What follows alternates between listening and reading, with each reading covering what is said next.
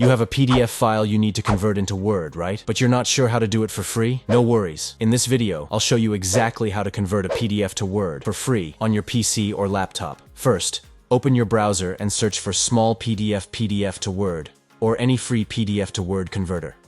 Click on the link to their website. It's quick, easy, and free to use.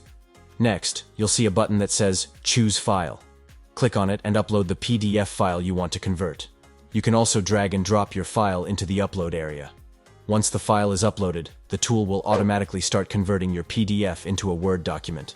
It's quick and takes just a few seconds. When the conversion is done, you'll see a Download button.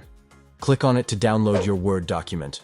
Open it in Word or Google Docs, and you're all set to edit it however you like. And that's it. If you found this video helpful, don't forget to subscribe to the channel, hit that like button, and leave a comment below. I'll see you in the next video.